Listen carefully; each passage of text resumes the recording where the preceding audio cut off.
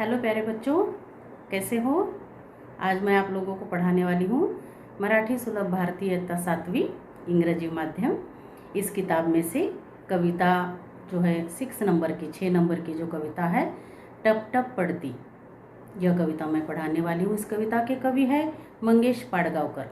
मंगेश पाडगांवकर, इनका जन्म हुआ 1929 में और इनकी मृत्यु हुई है 2015 में। इन्होंने जो कविता संग्रह लिखे हैं उनके नाम हैं धारा नृत्य, जिप्सी, छोरी और मीरा और सलाम। मोकळ्या कुरणावरती असणाऱ्या प्राजक्ताच्या झाडाची, मतलब खुले ग्रासलैंड के ऊपर पारिजातक का जो पेड़ है, जो पारिजातक, प्राजक्त, इसको इंग्लिश में कहते हैं कोरल ट्री, तो उसके जो फूल है वो गिरे हुए हैं नीचे और उसका बड़ा सौंदर्य जो है उसका अनुभव बच्चों को कैसे आया, यह कविता जो है बड़े खुशी से यहाँ पर बच्चों ने कैसे अपनी खुशी व्यक्त की है, जाहिर की है, यह इस कविता में से, प्रस्तुत कविता में से कवि ने यहाँ पर उसका वर्णन किया हुआ है। तो सबसे पहले मैं आप लोगों को कविता सुनाती हूँ। कविता इस प्रकार है।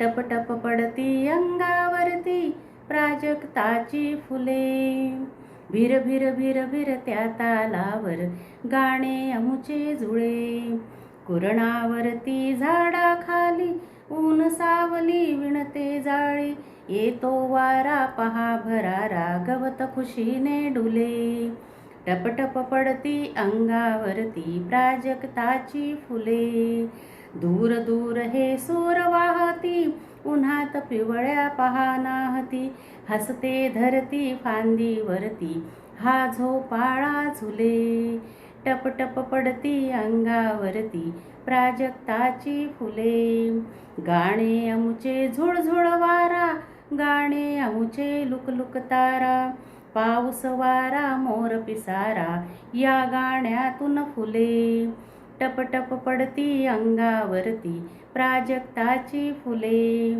फुलांसारखे सर्व फुलारे सुरात मिसळून सूर चलारे, गाणे गाती तेच शहाणे बाकी सारे खुळे, टप टप पडती अंगावरती प्राजक्ताची फुले।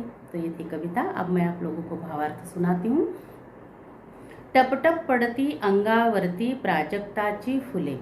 किताब में देखो चित्र है प्राजक्त के पेड़ का, जो पारिजातक होता है, कोरल ट्री होती है, उसका पेड़ दिखाई दिया है और देखो कितने सुंदर फूल दिखाई दिए हैं। और ये फूल जब अपने शरीर पर गिरते हैं उनकी आवाज़ कैसे आती है, टप टप टप टप आवाज़ आती है गिरने की। भिर भिर भिर भिर त्या तालावर गाणे अमुचे जुळे, और जब उसकी आवाज़ टप टप टप टप आती है उसी ताल में, उसी सुर में, उसी लय में हम हमारा जो है गीत जो है गा रहे हैं, हमारा गीत भी उनके साथ में जुड़ जाता है, उसी सुर के साथ में, ताल के साथ में, लय के साथ में।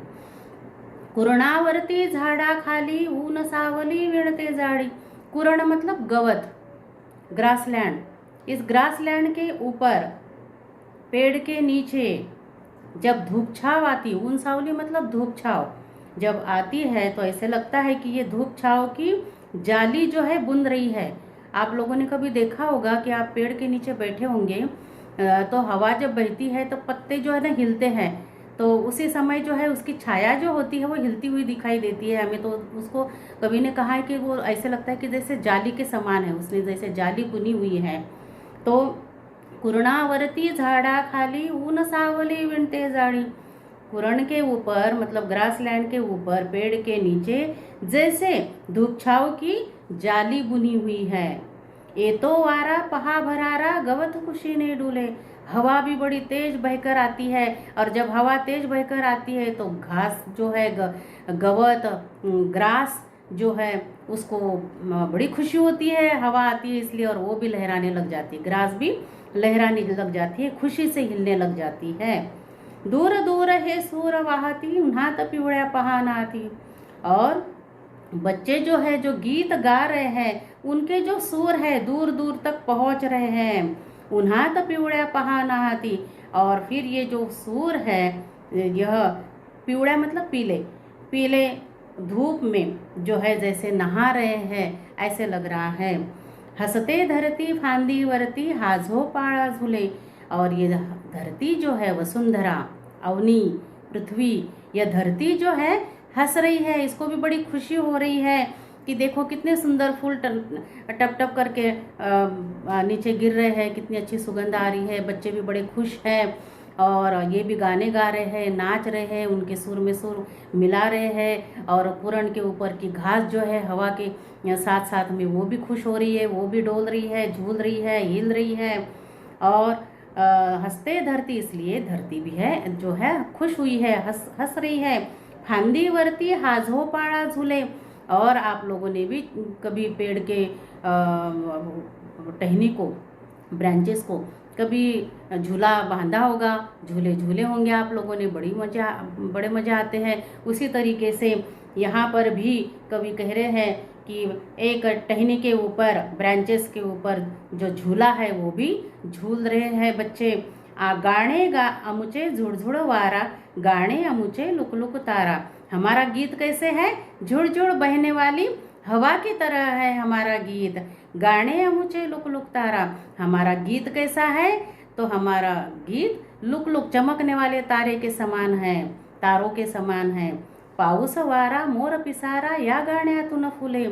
और जब देखो ये तीनों भी शब्द जब आते हैं, पाऊस बारिश, वारा हवा, और मोर पिसारा मयूर के पंख, जब आसमान में काले काले बादल छा जाते हैं और ठंडे ठंडे हवा बहने लगती है और रिमझिम बारिश आने लगती है, तो मयूर को बड़ी खुशी होती है। और जब उसको खुशी होती है तो अपना जो पंख है फैलाता है और नाचने लग जाता है। आपने भी कभी ये मनोहर दृश्य देखा होगा, तो नहीं देखा होगा तो देख लेना, बड़ा सुंदर मनोहर दृश्य उस समय दिखाई देता है। तो ये बारिश आ रही है, हवा बह रही है और मयूर अपना जो है पंख फैलाकर नाच रहा है। तो हमारे गीत में से ये सारा जो है फूल रहा है, दिख रहा है कि बारिश भी है हमारे गीत में, हवा भी है हमारे गीत में और मयूर पंख भी है हमारे गीत में। फुलान सारखे सर्व फुलारे, सुरात में सुड़ो न सूर चलारे। कवि कह रहे हैं कि फूलों की तरह हमेशा खिलते रहो, फूलों की तरह हमेशा आनंदी रहो, खुश रहो। सुरात में सुड़ो न सूर चलारे, एक दूसरे के सुर में सुर मिलाकर चलना है, मतलब एक दूसरे के साथ में मिलजुल कर रहना है, एक दूसरे के साथ चलना है। जहाँ पर अच्छा है, सन्मार्ग है, जहाँ पर अच्छे थिंकिंग के लोग होते हैं, पॉजिटिव थिंकिंग के लोग होते हैं, उनके साथ में रहो और उनके सुर में सुर मिलाकर चलो। गाने गाती तेज शहाणे बाकी सारे खोड़े, जो गीत गाएंगे, जो खुश रहेंगे, जो फूलों के समान खिलते रहेंगे और जो इस तरह से वातावरण में जो है हमेशा खुशियाँ लाएंगे, तो वो जो है शहाणे हैं, मतलब इंटेलिजेंट है। और बाकी सारे खोड़े मतलब बाकी सब वेड़े, वेड़े मतलब जो है फुलिश, बाकी सारे फुलिश हैं, जो फूलों के तरह हंसेंगे नहीं और एंजॉय नहीं करेंगे, एक दूसरे के साथ मिलजुल कर नहीं रहेंगे और जो खुशी से नहीं रहेंगे, आनंद से नहीं रहेंगे, वो सब फुलिश है, ऐसे कवि कह रहे हैं। तो इस तरह से कवि ने इस प्रस्तुत कविता में से जो सौंदर्य का अनुभव बच्चों ने किया है, वह उनके मन के अंदर जो आनंद हुआ है, खुशी हुई है, वह व्यक्त की है। तो इस तरह से कविता थी। प्यारे बच्चों, मैं ईश्वर से कामना करती हूँ कि आप भी फूलों की तरह हमेशा खुश रहो और दूसरों को सुगंध दो, हमेशा हंसते रहो। ओके बेटा, बाय।